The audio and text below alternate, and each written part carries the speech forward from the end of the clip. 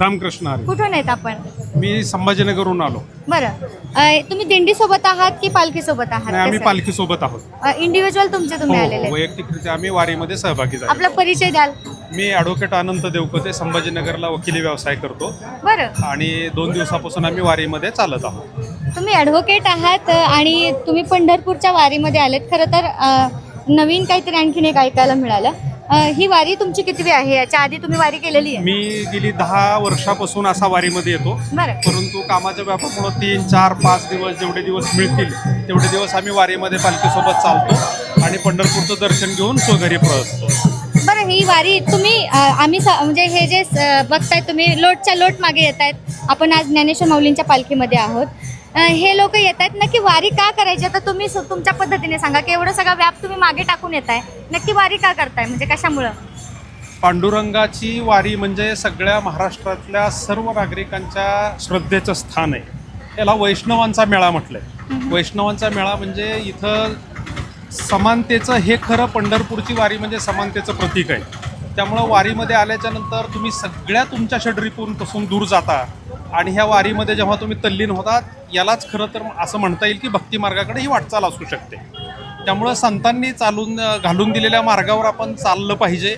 संतांच्या शिकवणीतून आपल्याला काही घेता आलं तर घेतलं पाहिजे आणि म्हणून या वारीमध्ये सहभागी होण्याचा हा सगळ्यांचा मानस असतो. खरं तर प्रत्येकालाच वाटतं की वारीमध्ये यावं, पण आपापले काही प्रपंच असतात, काही कामं असतात. ह्या सगळ्या गोष्टी सांभाळून वारीला यायचं म्हणजे एक मोठी गोष्ट असते. आता तुम्ही तुमचं ॲडव्होकेट आहात, तर तुम्ही तुमची कशा पद्धतीनं तुमचं कामकाज आणि सगळ्या गोष्टी मॅनेज करता आणि मग वारीचा हा?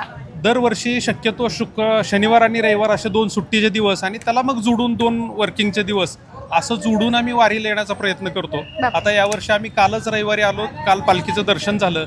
आज, उद्या आणि परवा लोणंदच्या मुक्कामापर्यंत आम्ही पालखीसोबत चालणार. लोणंदचे मुक्काम झाला की मग परत जाणार, आपापल्या कामाला सहभागी होणार. का बरं एवढा अट्टहास का? अट्टहास असा की ही एक ओढ आहे, अंतरात्म्यानं दिलेली साध आहे असं म्हटलं तरी वावगं ठरणार नाही. पण मी काय मोठा संत नाही किंवा मी खरं तर याचा अभ्यासक सुद्धा नाही. पण एक वाटतं की आपल्याला काहीतरी आपण करावं, तर ते देवाची जी साध आहे, पांडुरंगाला भेटीला जायचा जो अट्टहास आहे, त्याच्यासाठी अंतर्मनातून येतं म्हणून हे करतो माणूस. नाहीतर हे करण्याची तशी काही सक्ती नाही कुणी केलेली. पण ते एवढ्या सगळ्या लाखो वैष्णवांना जेव्हा वाटतं की आपण हे केलं पाहिजे, तर ते आपल्याही मनातून कुठून तरी वाटतं म्हणून येतं. खरं तर आपण पाहिलेलं आहे की लोक म्हणतात की आता हे जे आहेत वारकरी, याच्यामध्ये लहान थोर, कोण मोठे आहेत, कोण सुशिक्षित आहेत, कोण नोकरी करणारे आहेत किंवा कोण वयस्कर वृद्ध आहेत, सगळेच जण या ठिकाणी सहभागी झालेले आहेत. जाती पंथ भेद कोणताही भेद न ठेवता इथे आहेत. मला एक गोष्ट तुमच्याकडून जाणून घ्यायची आहे की एक गोष्ट सतत सोशल मीडियावर फिरते की एवढं सुशिक्षित किंवा एवढं शिक्षित नको करूस की लाज वाटेल या ठिकाणी येण्याची किंवा अशा पद्धतीने आयुष्य जगण्याची. त्याबद्दल काय बोलाल? बरोबर. काय झालं, माणसं शिक्षणानं नक्कीच मोठी झाली, शिक्षणानं सुशिक्षित झाली, पण माणसं सुसंस्कृत झाली नाहीत. मला असं वाटतं की शिक्षण हे जर सर्वस्व असलं असतं तर कदाचित बहिणाबाईंना जीवनाचं सार सांगण्याची बुद्धी दिली नसती, तुकाराम महाराजांना ही बुद्धी मिळाली नसती. तर शिक्षण हे सर्वस्व नाही. ही जी वारी आहे ही याचं प्रतीक आहे की तुम्ही कुणीही असा, सर्वात शेवटी काय आहात तर तुम्ही माणूस आहात आणि माणूस म्हटलं की देवाच्या चरणी तुम्हाला लीन व्हायलाच लागेल. आणि त्यासाठी वारीमध्ये येताना तुम्ही तुमच्या सगळ्या झुली टाकून या वारीमध्ये एक वारकरी म्हणून सहभागी झाला. तुम्हाला काही अध्यात्माची काही वारसा आहे का? तुम्ही काही कीर्तन भजन याच्यामध्ये काही वारसा आहे तुमचा? माझे वडील स्वर्गीय रामहरी देवकते हे पोथ्यांचा अर्थ सांगायचे, प्रत्येक एकादशीला यायचे. पण आम्ही तेव्हा लहान होतो, आम्हाला हे कळायचं नाही की ते का जात आहेत. तर घरी आमच्याकडं माझी आई एकादशी धरती. एकादशी दिवशी आम्ही बरेच उपवास पाळतात. तर हा एक परंपरेनं सगळ्यांच्या घरात असतो. सहसा आपल्या महाराष्ट्रीयन लोकांच्या सगळ्यांच्या घरांमध्ये हा वारसा पाळला जातो. तेवढाच वारसा माझ्याही घरी आहे. म्हणजे आता तुम्ही कायद्याचं शिक्षण घेतलेलं आहे, पण एक गोष्ट आहे की ज्ञानेश्वरी लिहिली, ज्ञानेश्वरांनी रेडा बोलवला किंवा मग मुक्ताईनं ज्ञानेश्वरांच्या पाठीवरती मांडे भाजले, ह्या गोष्टी आहेत. पण ह्या गोष्टी आपण कुठेतरी म्हणतो की ह्या गोष्टी घडून गेलेल्या आहेत. पण आत्ताचे जे भोंदूगिरी वाढलेली भोंदूगिरी आहे किंवा साधू संत म्हणणारे, स्वतःला म्हणणारे, ज्यांना बरेचसे पुढारलेले लोक सुद्धा त्यांना कुठेतरी चुकीच्या गोष्टीमध्ये साथ देताना दिसतात. काही शिकलेले लोकही त्यांच्यावर विश्वास ठेवताना दिसतात आणि कशा पद्धतीनं ते लोकांना भुरळ घालतात ह्या गोष्टीवरती थोडंसं जर तुम्ही बोललात तर बरोबर. हे बघा, श्रद्धा आणि अंधश्रद्धा यामध्ये खूप एक अस्पष्ट अशी रेखा आहे. माझी जिथं श्रद्धा आहे तिथं मी अंधश्रद्धेला कधीच महत्त्व देणार नाही. आणि आता जर आपण बुवाबाजी किंवा साधू संतांचं म्हणाल तर साधू संत हे कधीच बुवाबाज नव्हते. ही बुवाबाज हे एक वेगळं उदयाला आलेली अपप्रवृत्ती आहे आणि त्या अपप्रवृत्तीमधून जे उदयाला येणारा त्याचा जो वाईट परिणाम आहे तो म्हणजे आता आपण पाहतो आहोत समाजामध्ये जे काही घटना घडत आहेत. पण माझं असं वैयक्तिक मत आहे की पांडुरंग आणि इकडं या वारीमध्ये बुवाबाजीला अजिबात थारा नाही. पांडुरंगाच्या चरणी कुठलाही महाराज कुठलाही साधा माणूस गेला तर तुम्हाला दर्शन तसंच मिळणार आहे. आणि आता तर शासनाने बऱ्याच ठिकाणी VIP दर्शन बंद केलं आहे. मला त्याचा प्रचंड आनंद आहे की जो माणूस रांगेत जाऊन दर्शन घेतो त्याचाच तो भक्तिभावानं दर्शन मिळणार आहे.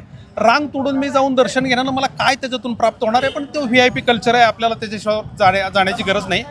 पण भोंदूबाबाच्या बाबतीत म्हणाल तर ह्या वारीमध्ये अजिबात भोंदूगिरी नाही.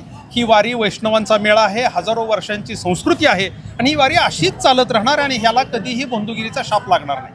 आजच्या तरुणांना तुम्ही काय संदेश द्याल या वारीच्या माध्यमातून? आजच्या तरुणांना मी संदेश एवढाच देऊ इच्छितो की मागं जर आपण कधी पाहिलं असेल तर वारीमध्ये येणाऱ्यांच्या वयाची संख्या ही साधारणतः 40च्या नंतर 50च्या नंतर किंवा परमार्थ करायचा तर तुमचं सगळं झाल्यावर करावा असा एक लोकांचा संकेत होता. पण आता तसं राहिलेलं नाही. ज्यांना असं वाटतं की ह्या भक्ती मार्गानं चालायला पाहिजे ती सगळी तरुण पिढीसुद्धा आता ह्या भक्ती मार्गामध्ये सामील होते. तुम्ही बघाल तर वारकरी संप्रदायामध्ये सुद्धा आता अत्यंत तरुण पिढी 20, 25, 22 वर्षाची मुलं सहभागी होताना दिसत आहेत आणि तरुणांनी याच्यामध्ये आल्याशिवाय पर्याय नाही. मुलींची संख्या तेवढीच वाढताना दिसते वारीमध्ये सुद्धा. त्यामुळं हा एक चांगला आहे. म्हणजे इतर व्यसनाधीन होण्यापेक्षा किंवा इतर वाईट मार्गाला जाण्यापेक्षा वारीमध्ये तुम्ही आलात तर माझी अशी विनंती आहे की महाराष्ट्रातल्या सगळ्या पालकांनी आपापल्या पाल्यांना या वारीमध्ये सहभागी करण्यासाठी आग्रही राहावं. खूप छान गोष्ट सांगितली तुम्ही एकंदरीत. माऊली, आपण काय बोलणार आहेत का? मी जाफराबादून आलोय माऊली. माझा कापड व्यवसाय आहे. बरं, माऊलीना सोबत मी आलोय. व्यवसाय कोण सांभाळता आता? तुम्ही इकडे आल्यानंतर माझे बंधू सांभाळतात. बरं, तुम्हाला काळजी नाही लागली का आता कोण नाही? तिकडे मला काय काही काळजी दुकानाचं लागली कसं नाही. होणार मी आहे? इकडे दिंडीत आलो तुम्ही कितवी दिंडी? इकडेच तल्लीन झालो. कितवी वारी आहे ही तुमची? माझी तिसरी वारी. तिसरी वारी आहे. तिसरी वारी. काय आनंद मिळतोय हो, तुम्हाला? खूप आनंद मिळतोय. बरं, हो. घरातून आणि कोणी येतं तुमच्या सोबत? नाही, मी चालवलं यावेळेस. आलेले आहात. पुढच्या वेळेस येऊ मी शतला वगैरे घेऊन. काय बदल झालाय का? म्हणजे आता शासनाकडून काही नियोजनामध्ये काही गोष्टी खरं तर चांगल्या पद्धतीने नियोजन केलंय असंच सगळ्यांकडून ऐकायला मिळतंय. पण तरीही तुम्ही स्वतः वारीमध्ये आहात तर काही गोष्टी आणखीन जर त्याबद्दल बोललात तर? सरकारने सगळं काही व्यवस्थित केलं. काही गोष्टी अडचणी राहिल्यात ते जरा सरकारनं दूर कराय. आता काही दिवे घाट झाले, काही लेन अलग लेन टाकाय पाहिजे.